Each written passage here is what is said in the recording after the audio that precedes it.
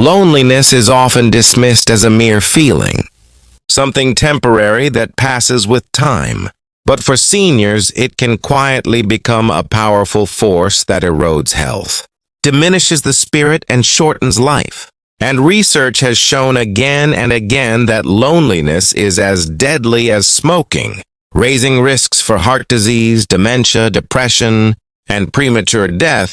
Yet unlike smoking, where we can see the cigarette or smell the smoke, loneliness creeps in silently, invisible to the outside world, but burning just as fiercely within. And millions of older adults find themselves caught in its grip after retirement, after the loss of a partner, or after children grow up and move away, and they may not even realize how profoundly isolation is affecting their body and mind.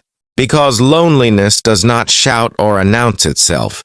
It whispers, it lingers, and over time it takes hold, influencing blood pressure, weakening the immune system, disrupting sleep and magnifying every ache, while also deepening sadness and creating a sense that life is empty or meaningless. And for seniors who already face the challenges of aging, loneliness can be a crushing weight, one that feels heavier with each passing day. And yet society often underestimates it, as though loneliness is just part of getting older, when in truth it is a public health risk as dangerous as any chronic disease. And it demands attention, understanding, and action, because acknowledging it is the first step to addressing it. And so when we talk about loneliness in seniors, we are not talking about something small. We are talking about something that literally shortens lives, a force that scientists compare to smoking 15 cigarettes a day. A shocking comparison that helps us grasp just how destructive isolation can be. But unlike cigarettes, where one can choose to quit and break free, loneliness is harder, because it is not always within a person's control, and it requires connection, community, and care from others, which are not always easy to find. Yet this truth also holds hope, because just as loneliness harms, connection heals, and even small steps to rebuild bonds can make a profound difference. But before exploring how seniors can fight back, it is essential to understand the depth of the problem, to recognize that loneliness is not about the number of people in one's life, but about the quality of relationships.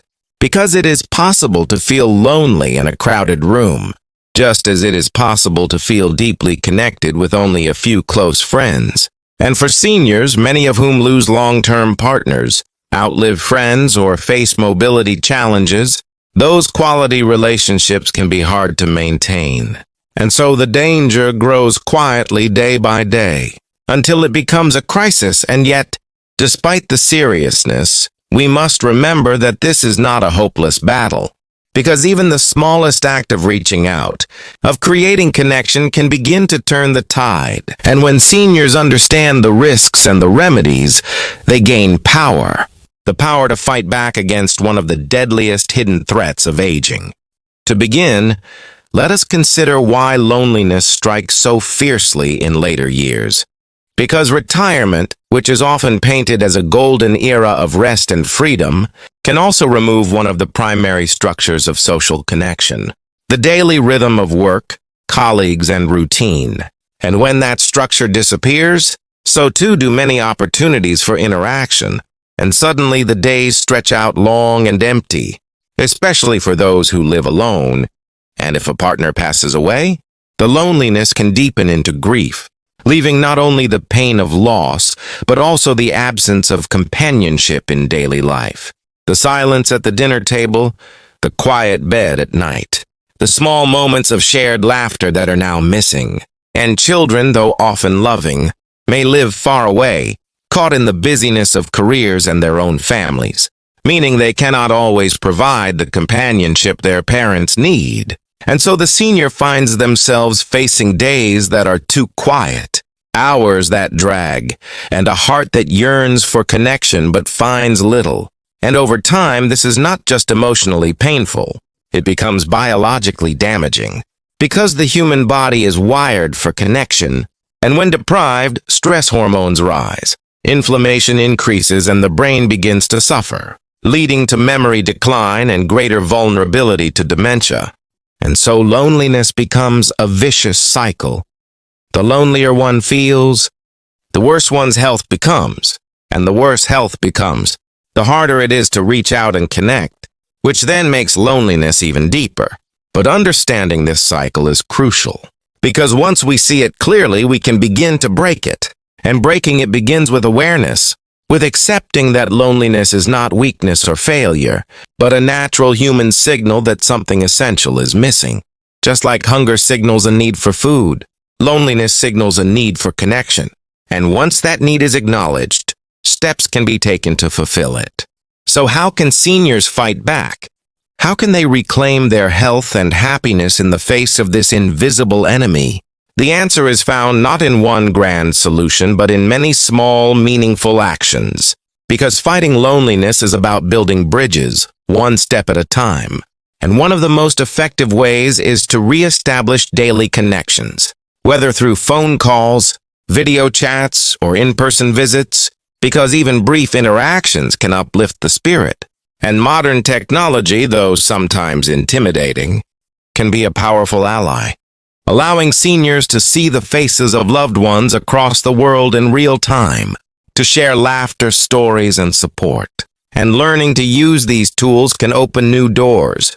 But beyond family, there is also the wider community, which holds countless opportunities for connection, such as local senior centers, libraries, churches, volunteer organizations, and clubs, where people gather not only to pass time, but to build relationships.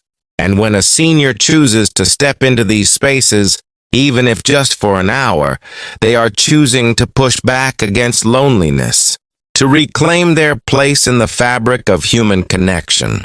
And over time, these choices add up, creating new friendships, new memories, and new reasons to smile. Volunteering is another powerful weapon in this fight, because when seniors offer their time and skills, they not only connect with others but also rediscover purpose. And purpose is perhaps the most powerful antidote to loneliness, for it reminds us that our lives matter, that we still have something to give, and when we give, we receive connection in return, whether it is helping at a food bank, mentoring young people, knitting blankets for hospitals, or simply lending an ear to someone in need. These acts of service transform isolation into belonging, and belonging is the opposite of loneliness, the healing balm that strengthens both mind and body. And for those who may not be able to leave home easily, even small acts such as writing letters, making phone calls, or joining online communities can foster that same sense of purpose, proving that no matter the circumstance, there are ways to connect. Another important strategy is nurturing hobbies and interests, because engaging in activities we love draws us into the present moment and often connects us with others who share those passions. Whether it is painting, gardening, music, reading, or walking, hobbies can be more than distractions. They can be doorways to joy and friendship. And for seniors especially, hobbies can provide structure, giving the day rhythm and meaning, while also offering opportunities to join groups, classes, or clubs that revolve around shared interests. And through these activities, bonds naturally form, conversations begin, and loneliness slowly loosens its grip, replaced by laughter, shared learning, and the warmth of companionship.